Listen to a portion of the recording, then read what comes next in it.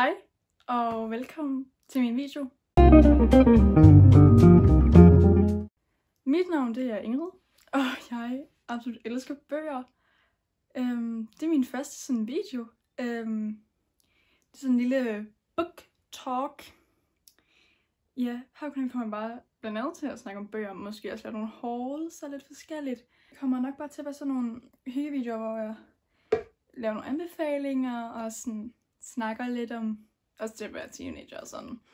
Men ja, jeg har altid elsket bøger. Jeg elsker bøger, så jeg var helt lille, sådan, altså 1 år gammel, hvor jeg sad og læst. Så det har altid været en del af min hverdag, og så har jeg også haft det ret svært mange år. Så det har været sådan et escape for mig på en måde. Ja, jeg går i bogklub, og jeg snakker om bøger til den dag jeg dør. Og i dag så tænkte jeg, at jeg vil lave sådan en lille mine yndlingsbøger i 2024. Bøger jeg har elsket 5 stjerners bøger. Og en lille ting er, at jeg låner ret meget på biblioteket, så det er ikke alle bøgerne jeg har, men jeg kommer bare til at sætte et billede ind sådan her. Men jeg synes bare, vi skal komme i gang. En af de bøger, jeg rigtig godt kunne lide, var The Pumpkin Spice Cafe. Jeg har ikke lige den bog, men jeg har The Cinnamon Bookstore, som er lidt en toer, men ja. Den er inspireret af Gilmore Girls, som er en af mine absolut yndlingsserier. The Pumpkin Spice Cafe, den handler om den her pige, som flytter til en lille by, lidt ligesom Solo. Og så møder hun den her fyr, som er sådan lidt mystisk. Og han er meget sådan indlukket og bor på en lille sådan farm, gårdting, med sine bedsteforældre. Og hun synes, der er noget spændende ved ham. Og så handler det bare om deres kærlighedshistorie, og en lille mysterie, de skal udfylde, og hvordan det er at komme fra en helt vildt stor by, Boston, til en lille bitte flække, hvor alle kender alle. Og hendes rejse igennem det. Og der var en smule småt spice, ikke pumpkin spice. Jeg springer faktisk over spice og småt og sådan. Og så gik jeg i 2023 også i gang med en bog af Anne Huang, eller Twisted-serien. Jeg har læst alle bøger. Jeg har lige 2 af dem her.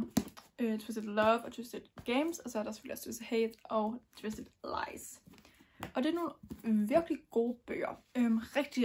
Rigtig smutty, og hvis man ikke er så meget til det, så kan man sig.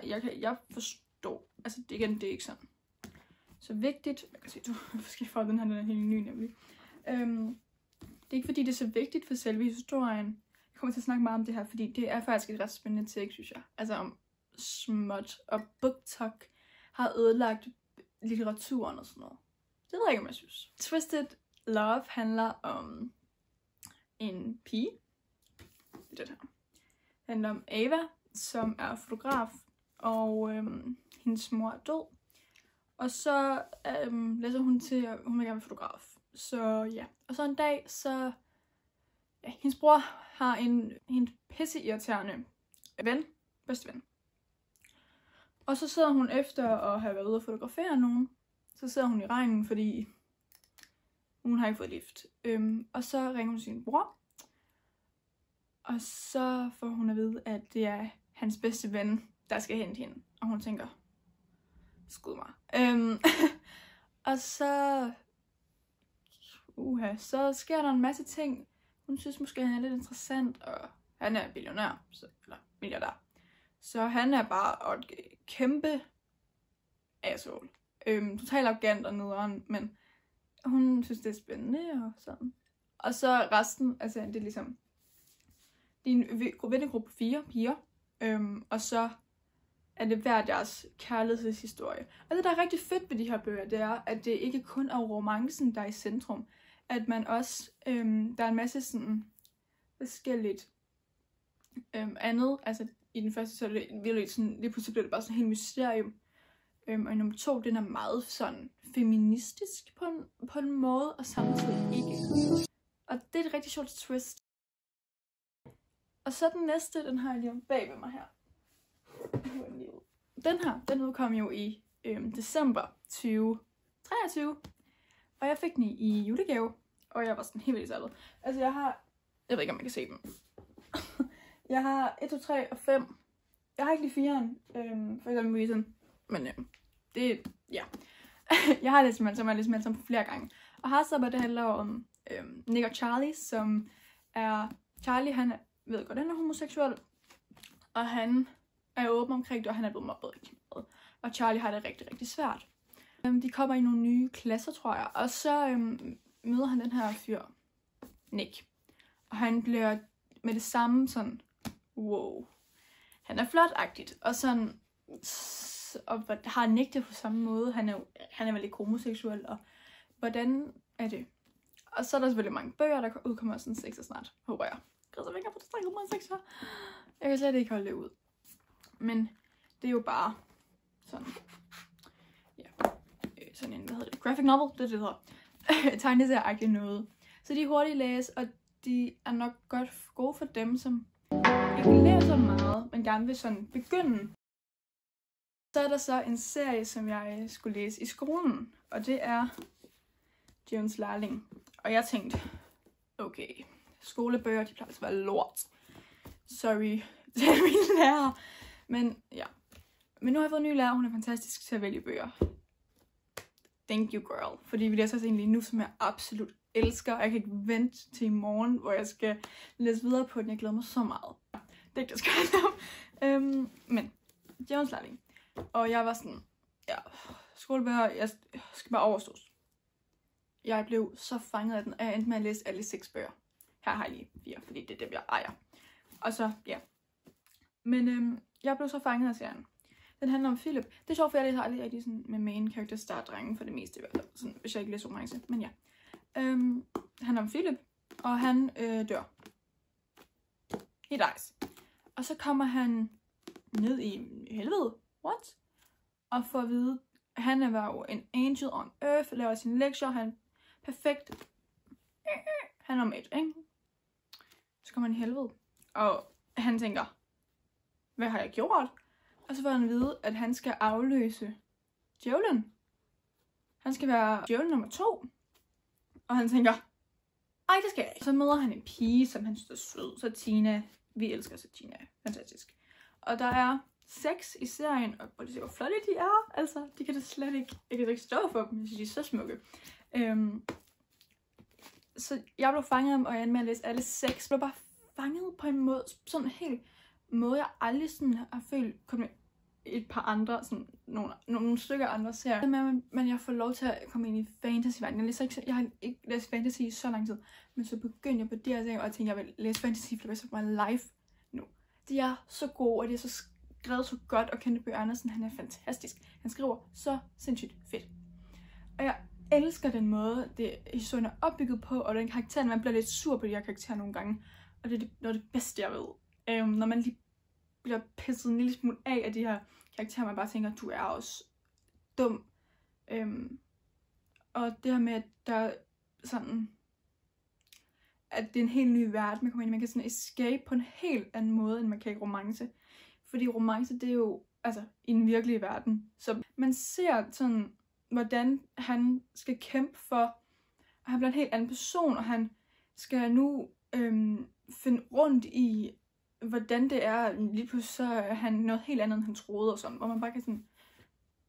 Det er jo en totalt fed metafor for, at teenager, de føler sig måske nogle gange lidt sådan, at de ikke er det rigtige sted, hvor de skal være.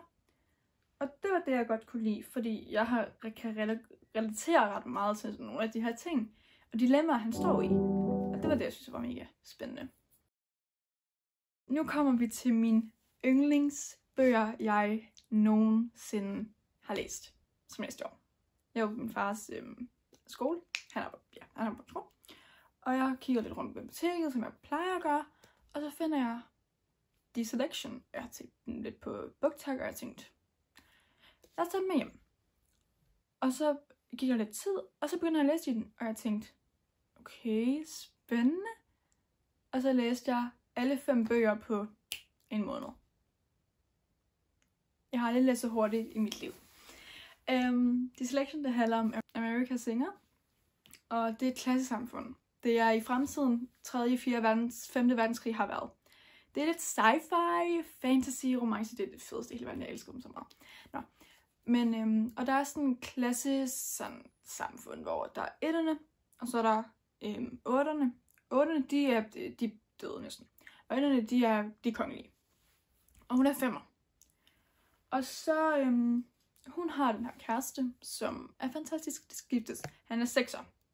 De skal ikke giftes. Hun vil gerne. Ja. Og de mødes hemmeligt, fordi de må jo faktisk ikke rigtig være sammen, fordi at det dur jo ikke, at hun er sammen med en 6'er. Og prinsen, han melder ud, at der skal være den her selection, den her udvælgelse, hvor at man melder sig til, og så bliver der udtrykket 30 forskellige kvinder, piger, som skal sådan i en konkurrence, om prinsen vælger dem.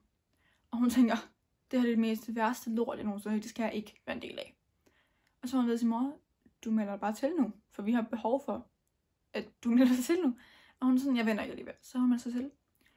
Og så er de på fjernsynet, at hun er blevet valgt ud, og hendes hjerte, det stopper. Og jeg absolut elskede den her serie, og jeg læste den så hurtigt, og prinsen var så fantastisk, og han var så sød, og jeg bare tænkte, ej, det er det bedste, jeg nogensinde har læst det her. Ja, så dem har jeg tænkt mig at genlæse her om lidt tid, og en anbefaling til alle mennesker. Alle mennesker, jeg er ligeglad, hvem du læser dem. Du skal læse dem. Det er de bedste bogserier, der findes i verden.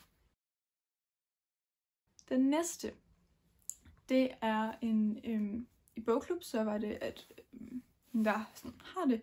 Hun kommer altid med nogle nye bøger på biblioteket, og så var der en bog, der hed Spor. Og jeg blev sådan lidt fanget, og tænkte, okay, spæt, den ser godt nok lidt grim ud, forsiden er ikke så køn, synes jeg.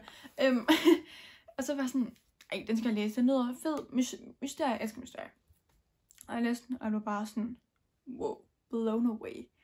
Det handler om Bille, og hans mor er ude efter at hente mælk, og hun kommer ikke tilbage igen. Og så finder han sådan, han er sådan, okay, nu er der altså lige 2 timer. Hello, where are you? Og så lige pludselig ringer det på, eller banker på, og så er der en, der siger, at hun er hans farmor. Og han er sådan lidt, nej, det er du ikke. Og så tager de 2 ud på mission for at finde Billes mor. Og der er en cliffhanger, og jeg har læst 2'eren. Jeg har læst 2'eren i år. Den er også en cliffhanger, og nu venter jeg på 3'eren kommer, og den skal udkomme rigtig snart, fordi jeg begynder at lose my mind. Så den sidste bog, jeg lige vil snakke om nu, er Natteravn. Det handler om en pige, som er på børnehjem, og det er i 1800-tallet i Stockholm. Jeg elsker gammeldags bøger, eller sådan bøger, der foregår i de gamle dage, med børneskabelig opklar mysterier. Det er det bedste, jeg freaking ved. Oh my gosh, jeg kan slet ikke. Jeg bliver helt overexcited, men det er noget af det bedste, jeg ved. Jeg synes, det er så spændende. Jeg synes, det er så fedt at se, hvordan alt foregår. Nå, men hun er jo der børnehjem, og hun er ekstremt klog. Og der sker nogle mord hele tiden, som er meget, meget voldsomme. Hun arbejder et sted, og så hører hun nogen snakke om de her mord. Og hører dem sådan sige, at alt muligt. Og så kommer der en betjent på et tidspunkt, som hun får fat i. Og de 2, de skal så sammen opklare det her mysterie. Og det er en mega fed rejse at følge hovedpersonen igennem. Og jeg elskede hele bogen, og jeg synes, den var så spændende. Og jeg har også tænkt mig at læse 2'eren her om lidt tid, når jeg lige sådan får læst den serie gang med. Lige nu færdig, så har jeg også tænkt mig at begynde at læse den. Men ja, det var egentlig alle de bøger, jeg vil anbefale, og ja, sådan, ja. Alle de bøger, de har sådan været 4-5 stjerner for mig. Men jeg håber, at I har nydt min første video, og så skal I huske at trykke like og subscribe og alt det der. Og så håber jeg, vi ses igen i min næste video. Hej hej!